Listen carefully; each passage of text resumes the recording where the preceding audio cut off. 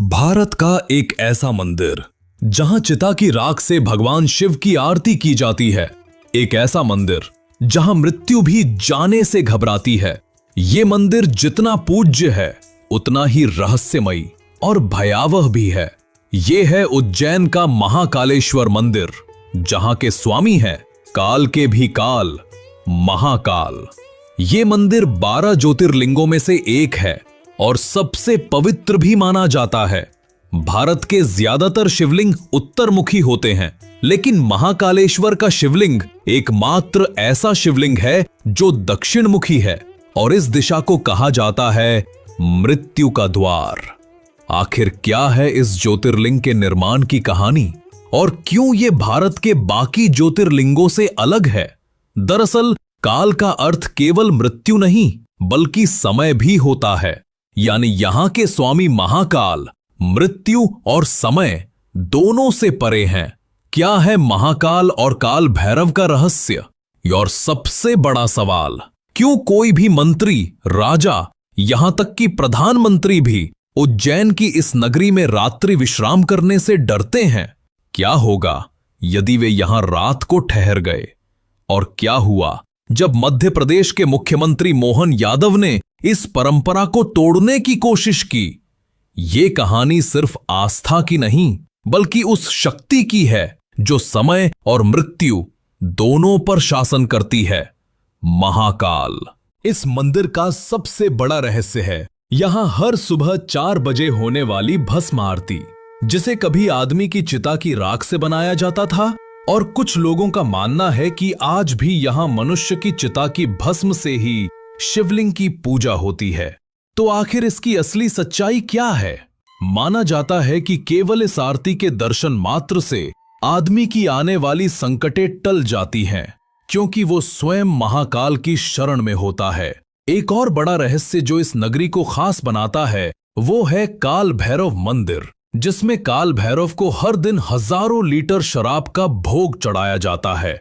और चौंकाने वाली बात यह है कि मूर्ति ये शराब पी भी जाती है।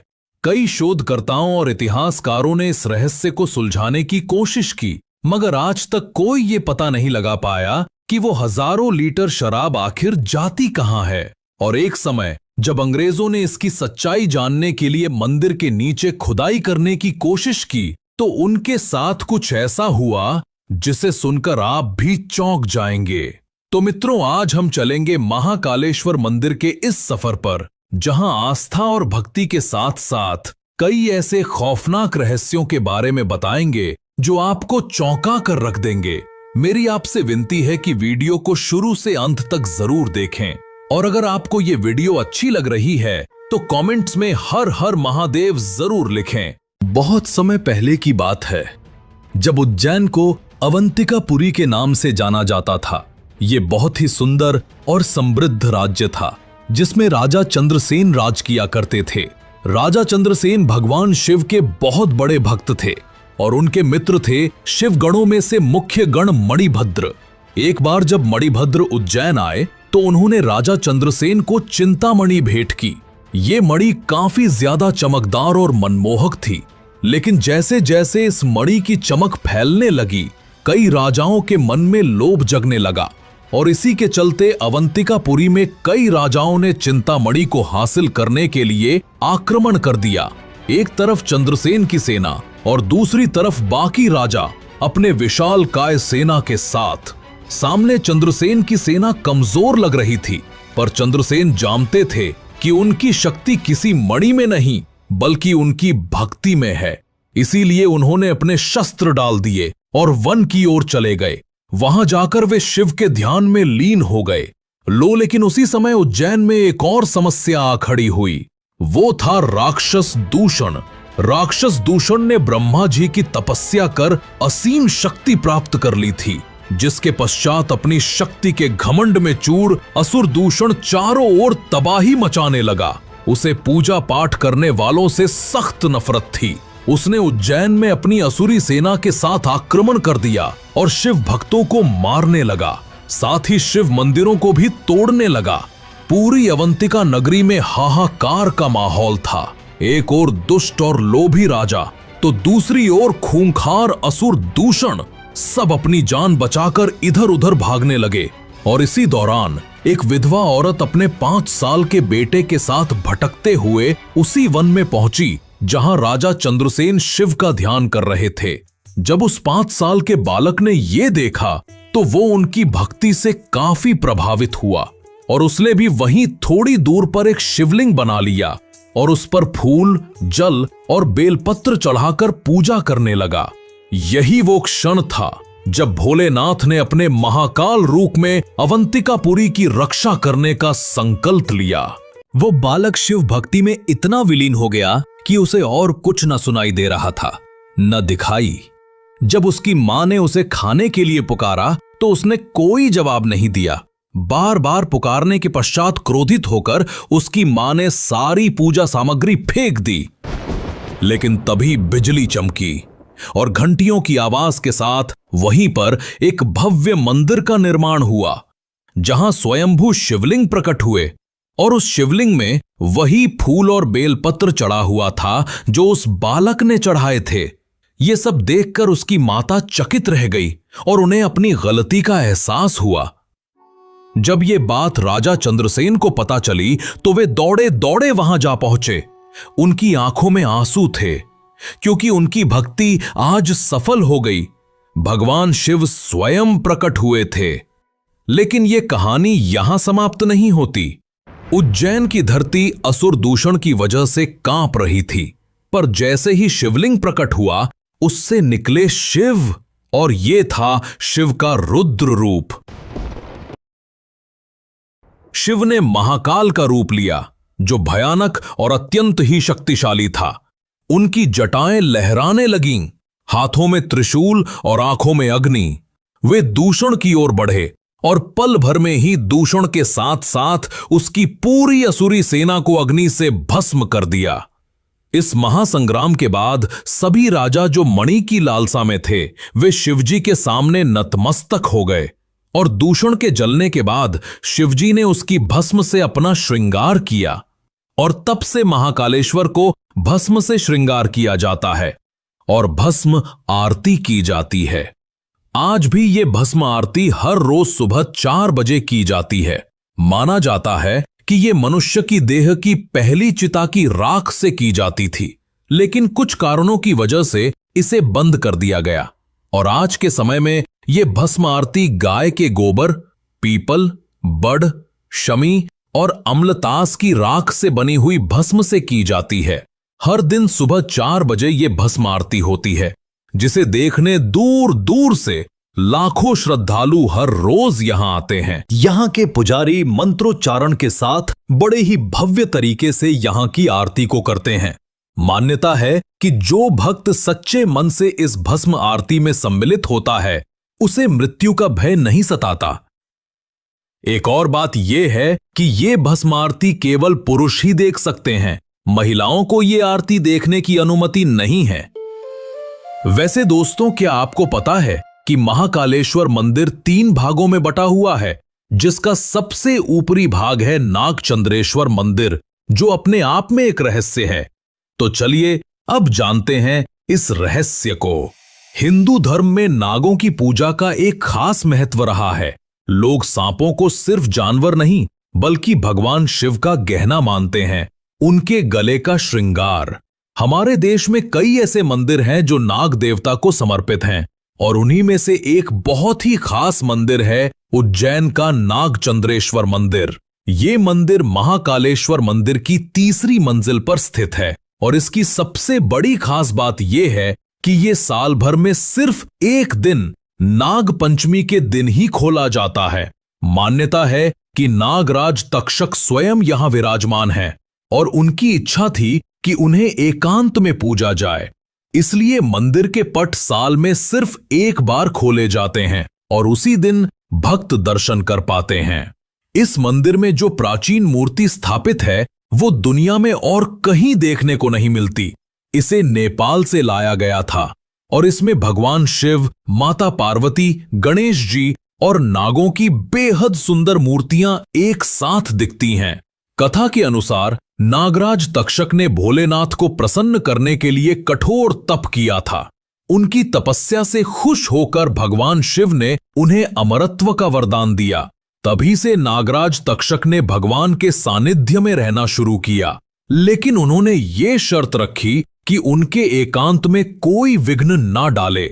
इसी कारण केवल नाग पंचमी पर ही मंदिर के दरवाजे खुलते हैं।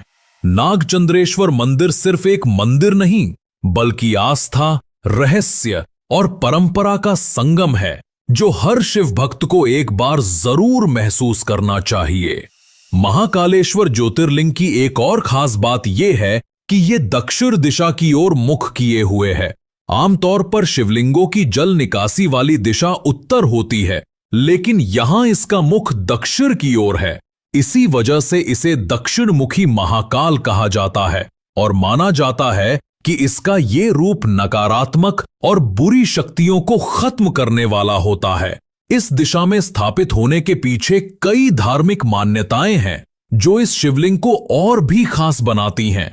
महाकालेश्वर को स्वयंभू ज्योतिर्लिंग माना जाता है, यानी ये शिवलिंग किसी ने बनाया नहीं, बल्कि स्वयं धरती से प्रकट हुआ है। शास्त्रों में बताया गया है कि शिव 3 जगहों पर 3 अलग अलग रूपों में पूजे जाते हैं। आकाश में तारकेश्वर लिंग, पाताल में हाटकेश्वर लिंग और पृथ्वी पर महाकालेश्वर लिंग के रूप में। उज्जैन को वैसे भी समय यानी काल की नगरी कहा जाता है और महाकाल को समय के नियंत्रक के रूप में पूजा जाता है। यही वजह है कि महाकालेश्वर ज्योतिर्लिंग को तीनों लोकों में विशेष स्थान मिला है। वैसे क्या आपको पता है, महाकाल हर बार मौसम के हिसाब से भी अपना रूप बदलते हैं? तो चलिए अब जानते हैं उस रहस्य को और जानेंगे मंदिर के दूसरे भाग के बारे में। लेकिन उससे पहले अगर आपको ये वीडियो अच्छी लग रही है तो इसे अन्य शिव भक्तों को जरूर शेयर करें। उज्जैन में विराजमान महाकाल बाबा एक ही हैं, लेकिन वो अपने भक्तों को हर बार नए रूप में दर्शन देते हैं। हर त्योहार, हर मौसम और हर खास मौके पर उनका अलग अलग रूप में श्रृंगार किया जाता है। यही कारण है कि हर साल लाखों लोग सिर्फ उनके इन अलग अलग रूपों के दर्शन के लिए उज्जैन आते हैं। जैसे शिवरात्रि के दिन महाकाल दूल्हे के रूप में सजते हैं, तो श्रावण मास में उन्हें राजाधिराज यानी राजा के रूप में सजाया जाता है। दिवाली के समय पूरा महाकाल मंदिर दीपों से जगमगा उठता है, तो होली में भगवान का आंगन गुलाल से भर जाता है। गर्मी के दिनों में महाकाल के सिर पर मटकों से पानी चढ़ाया जाता है ताकि उन्हें ठंडक मिले। वहीं कार्तिक मास में एक विशेष पूजा के तहत उन्हें पालकी में बैठाकर भगवान विष्णु को सृष्टि की जिम्मेदारी सौंपी जाती है। महाकाल के हर रूप में कुछ खास बात होती है, जिसे देखकर हर भक्त भाव विभोर हो जाता है। यही वजह है कि उन्हें उज्जैन का राजा भी कहा जाता है। और जब बात राजा की हो तो सम्मान भी वैसा ही होता है।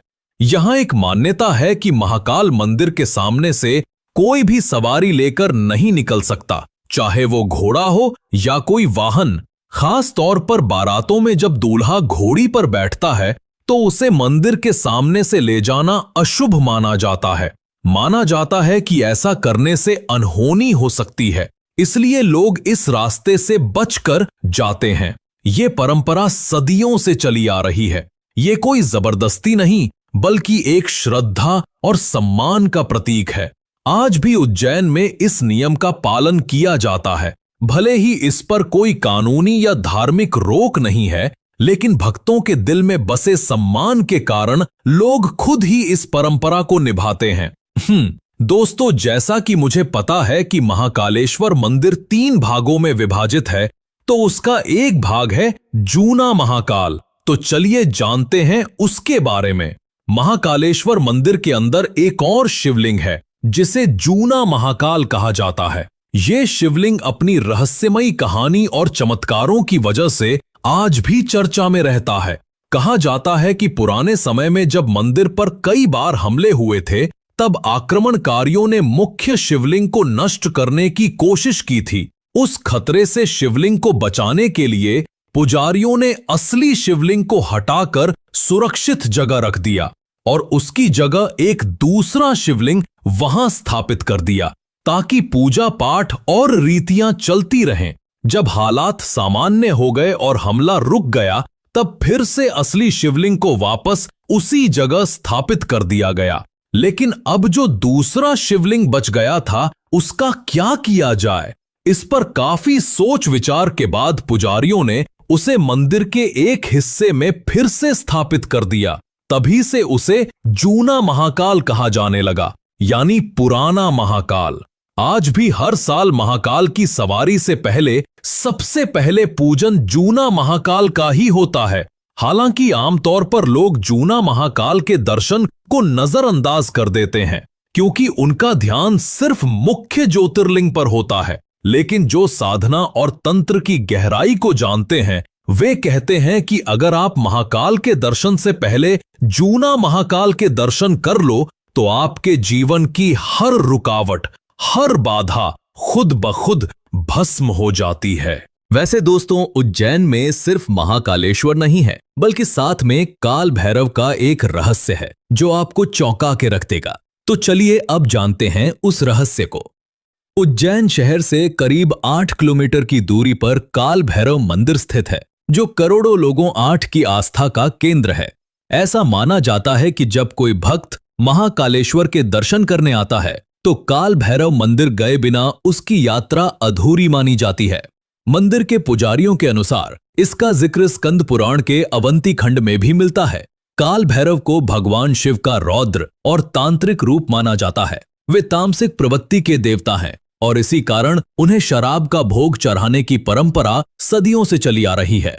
यहाँ रोजाना सैकड़ों हजारों बोतल शराब चढ़ाई जाती है। लेकिन सबसे चौंकाने वाली बात यह है कि वो शराब आखिर जाती कहाँ है, ये आज तक कोई नहीं जान पाया।